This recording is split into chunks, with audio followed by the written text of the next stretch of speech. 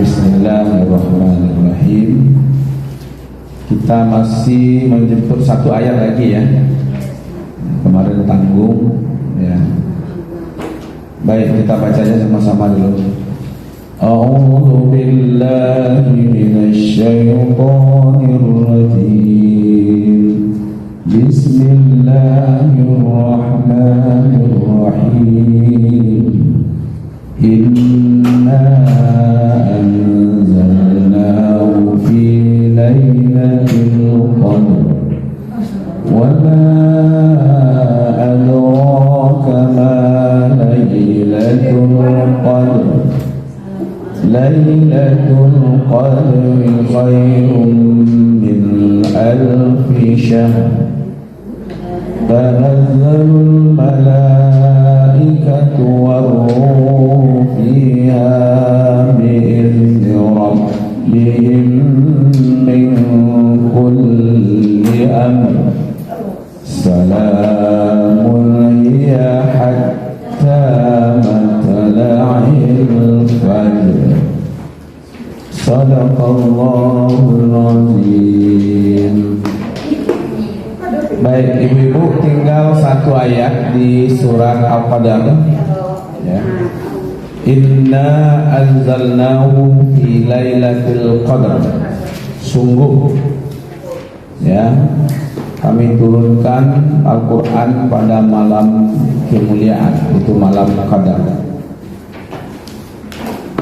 Dan apakah engkau tahu apa itu malam kemuliaan? Malam kemuliaan itu adalah khairun, lebih baik daripada 1000 bulan. Tanazzalul malaikatu war-ruhu fiha bi'izni rabbihim min kulli amr. Ya, turunnya malaikat dan malaikat Jibril pada malam itu dengan izin Tuhan mereka. Tujuannya mengatur seluruh urusan kulli amr. Lalu yang kedua, salamun hiya hatta matla'il fajr. Nah, kita fokus ke ayat 5. Di ayat 5-nya, salamun hiya hatta matla'il fajr. Salam, selamat ya, atau kesejahteraan lah sampai terbit fajar. Hatta itu sampai. Matla atau matla'i, matlah itu terbit. Al-fajar, fajar batas antara waktu malam dengan siang. Jadi batasnya itu namanya fajar ya. Terbit fajar. Fajar itu ada dua kemarin ya. Ada fajar kazib, ada fajar siddiq. Dia sampai fajar siddiq ya. Matahari di bawah ya, di bawah bumi. Batas bumi dengan langit itu namanya ufuk. Kalau ibu-ibu pergi ke tepi laut, nampak batas bumi dengan langit di ujung laut itu, ujung garis itu namanya ufuk. Kalau ke barat itu terbenamnya matahari, kalau ke timur terbitnya matahari. Jadi kalau ingin melihat fajar itu ke timur ya, ke arah matahari terbit. Ini kan malam ini, jadi dijagai dari malam itu sampai nanti terbit fajar ya kan. Jadi logikanya itu ibu-ibu, ini umpamanya batas di timur ya, batas ya, kita lihat ke arah terbit matahari, maka matahari itu di bawah ini, matahari ini di bawah ufuk ini ya kan. Jadi belum terbit ya, dia kan berputar. Jadi ketika matahari di bawah itu dulu 20 derajat ya, min 20. Lalu datang orang dari Timur Tengah ke Indonesia. Dia sholatnya dianggap sholat subuh orang Indonesia ini kepagian ya, tidak di waktunya, kecepatan gitu. Jadi disikapilah dengan ilmu gitu, diteliti apa benar cepat Indonesia ini, karena beruntung orang Rancok Lambek kan, jangan apa yang Lambek jago kan Lambek itu subuh atau kalau terlalu capek ya kan, kalau di Palambek itu untung mereka. Lebih sabalik tahun menelitinya orang-orang ahli ilmu falak, ilmu hisab. Ternyata setelah dipasang kamera, jadi kamera itu dihadapkan ke matahari terbit dari malam. Nah, dari malam dipasangnya kamera tercanggih, mulai dari Amerika punya, Cina, ya kan, Jepang, tapi tidak ada Indonesia. Nah, yang buatan Indonesia tidak ada. Jadi dipasang, ternyata ditemui fajar, ya, satu fajar kasib. Fajar kasib itu dia muncul cahayanya ke langit, tapi sebentar saja. Nah itu yang makanya sebutlah dia dusta. Ya, tidak fajar itu sebentar, tapi ada cahayanya sebentar, ya kan, sampai dia ke bumi nampak gitu. Tapi sebentar, maka orang namakan itu fajarnya kasib, belum fajar yang sebenarnya. Ya, kalau yang tidak sebenarnya apa namanya? Dusta. Nah, ya kan. Nah, kalau bisa jangan ada dusta di antara kita, gitu ya. Ya kan? Itu. Setelah dilihat min 20 itu ternyata di kamera tidak terdeteksi ada cahaya. Tidak ditemukan cahaya di atas ufuk. Naik lagi 19 sampai 18. Jadi dari min 20 di 18, di min 18 mayoritas baru nampak fajar. Ya kan, mayoritas. Jadi yang 20 itu memang belum ada fajar. Nah gitu. Maka pas dinaik 18 berarti kan berkurang 2 derajat kan. Dari min 20 minus, maksudnya minus 20, minus 19, minus 18. Di minus 18 berarti sudah mendekati kepada ufuk. 18 derajat lagi atasnya. 1 derajat itu 4 menit. Berarti 2 derajat 8 menit. Disitulah munculnya subuh dilambatkan 8 menit daripada biasanya. Jadi kalau biasanya yang tadi yang minus 20 itu subuhnya umpamanya ya jam 5 umpamanya, maka subuh menjadi jam 5 lewat 8. Nah itu asalnya tuh. Subuh saja. Jadi matahari karena subuh. Kalau zuhur, asar, maghrib, isya udah pas tempatnya. Nah gitu. Jadi subuh itu saja diteliti ternyata belum. Iya kan? Nah, belum. Berarti harus dinaikkan jadi minus 18 dari minus 20. Jadi kalau nanti ada berapa masjid namanya berubah, ya kan, 8 menit itu dari situ. Ya kan? Biasanya kalau orang biasa sholat berjamaah mungkin enggak kecepatan Ustaz.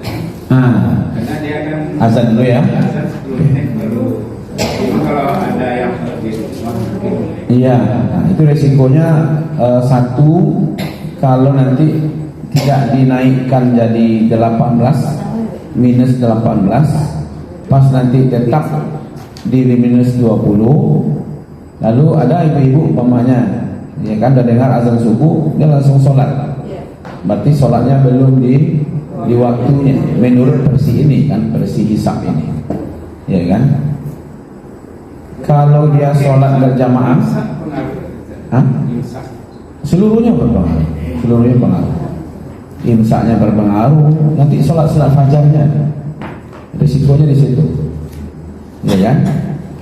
Satu tadi kalau sholatnya mengikuti azan, ya, umpamanya azan orang dia sholat lagi, dianggap waktu sudah masuk, itu berisiko di situ.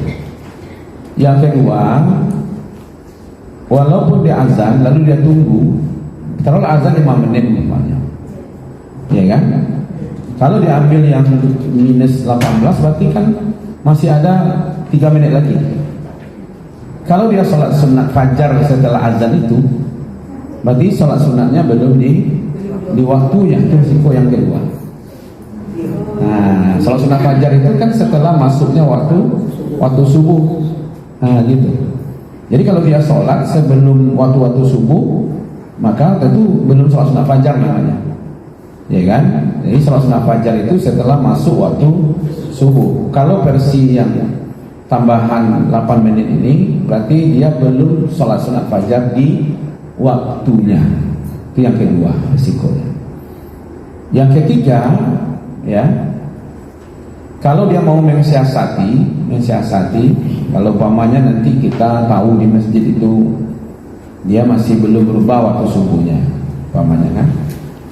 Nah, lalu kita mau sholat di situ, siasati, ambil 4 menit ke belakang. Jadi umpamanya tadi jam 5 dia azan kan, azannya 4 menit, ya kan. Kemudian nanti dia tambah waktu, taruhlah antara azan selesai azan dengan iqamat itu ada 10 menit umpamanya. Nah, jangan ambil yang 5 menit awal, ambil 5 menit terakhir. Itu strateginya. Paham bu maksudnya dong? Nah, tapi kan ada ininya, ada waktu tadi kan, waktu digital.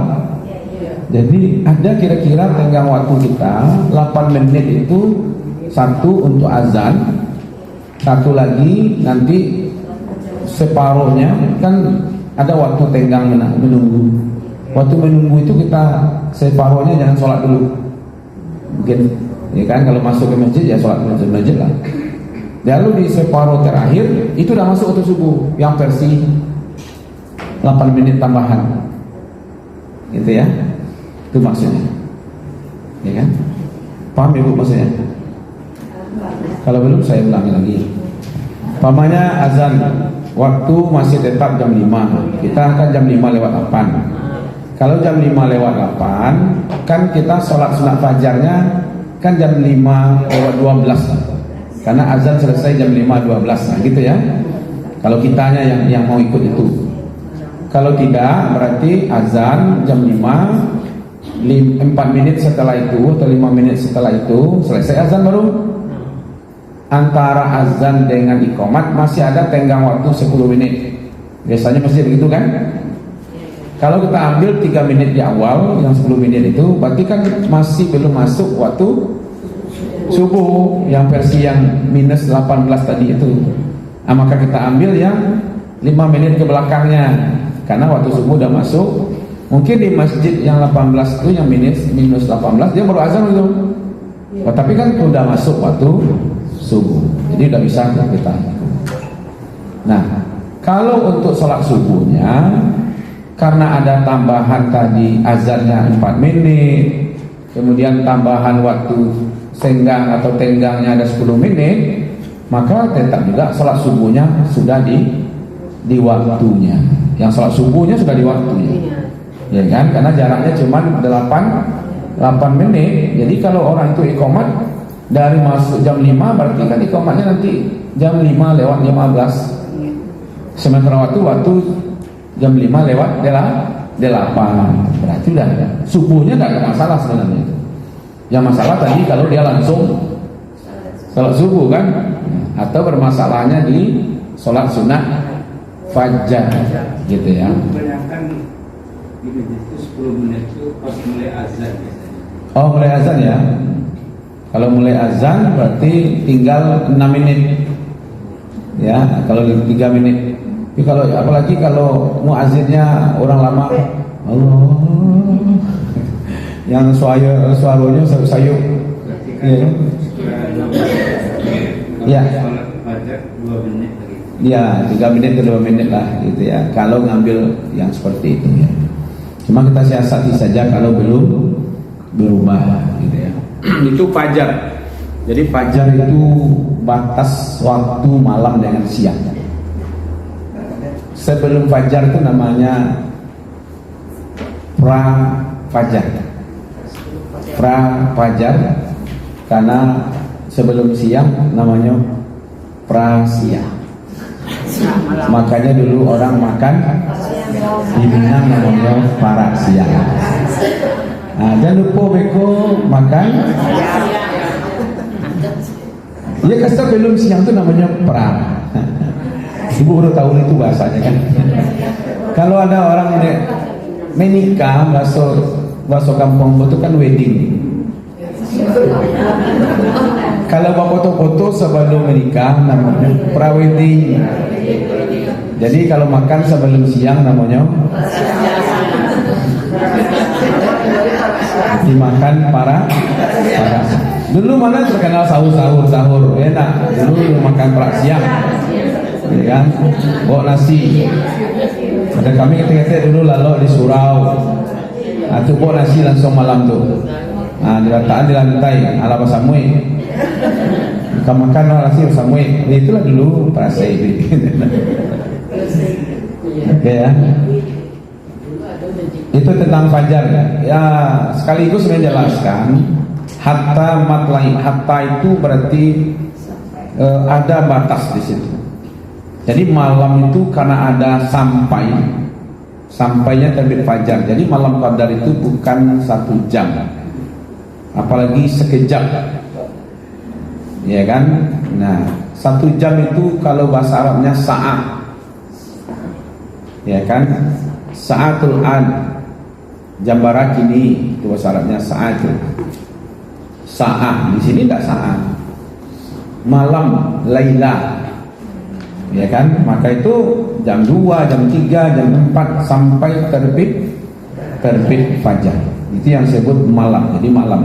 Jadi kalau kita ambil dari makna malam, dari terbenam matahari, berarti lama. Kalau diambil malam dari makna Isra Mi'raj, Isra Mi'raj kan dari tengah malam sampai fajar.